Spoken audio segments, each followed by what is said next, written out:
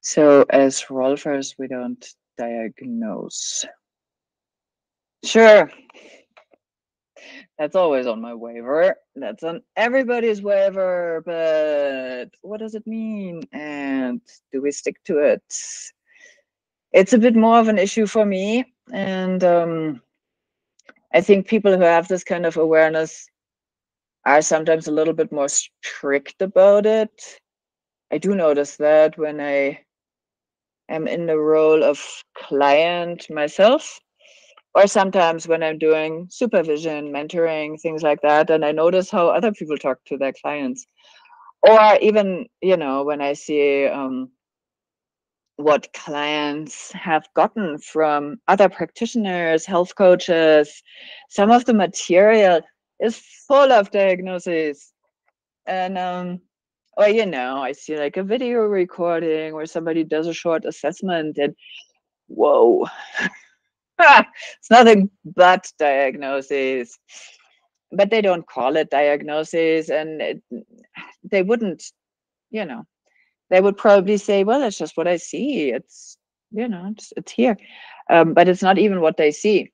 It's usually an interpretation of what they're seeing. And if we get to be totally literal, everything is an interpretation because we don't even see what we see, yada, yada, yada. Okay. But to keep it simple, I I don't even believe that anybody can really make a diagnosis, because if you listen to me, we don't really know what's going on. We have a lot of theories, and the cases where it is as simple as you got hit by a truck, that's how that bone broke. Yeah. Most medicine is not as easy. So it is a good habit to stay clear of interpretations and share observations, whether or not we have a license to practice medicine. But because I have a license to practice medicine in Germany and not in the US, I'm a bit more careful to explain this to my clients. And so it is part of my waiver. And I do want anybody I treat or anybody I consult with to really be aware that I don't tell them what's wrong with them. I try to tell them that not much is wrong.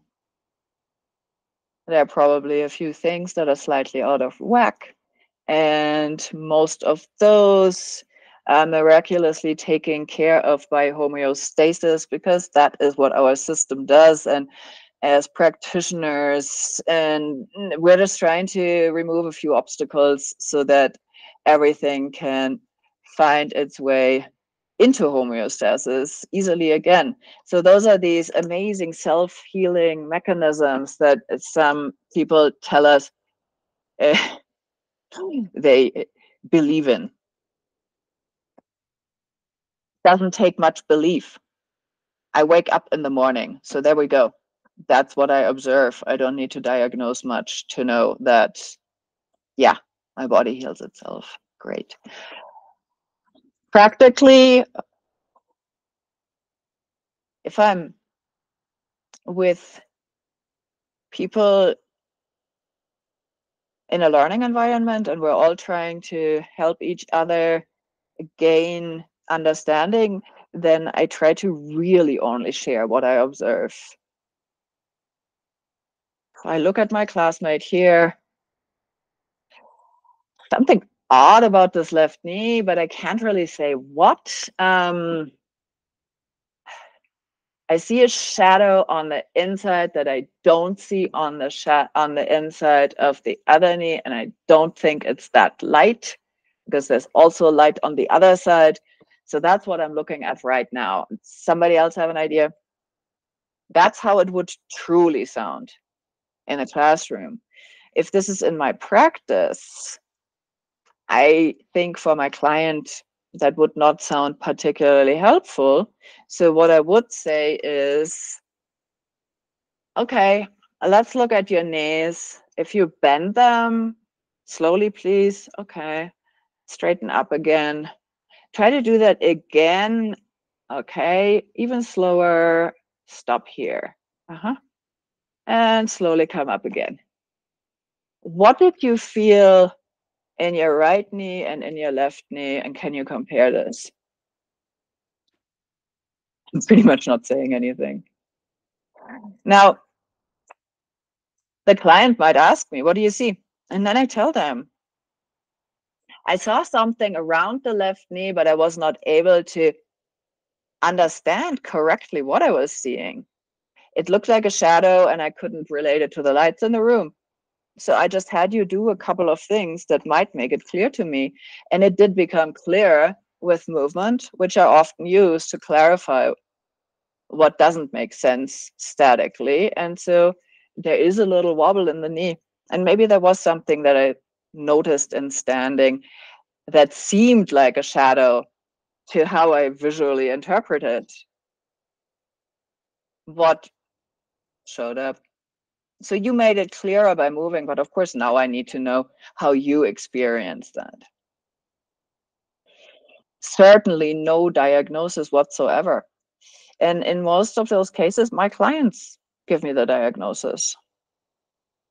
They might tell me exactly about what they've experienced with that knee. And since I do have a ton of Western medical formal education, all the exams that the usual MD students go through, and additional other orthopedics and neurology and whatnot.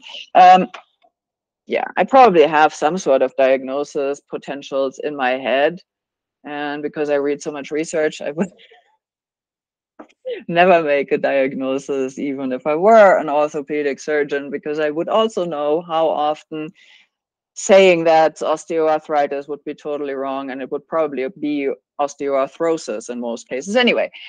So yeah, I don't do that. It's always wrong.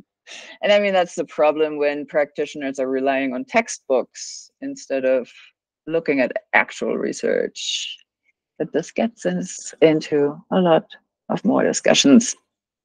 I would say don't make a diagnosis in general. Doesn't matter who you are. Don't make assumptions. Don't interpret. You just share your observation and invite collaboration, as my client just told me, which is the best thing. Because if you don't assume to know everything, and if I don't tell my clients what to think, then they tell me what they think, and then I can integrate those concepts into my thinking.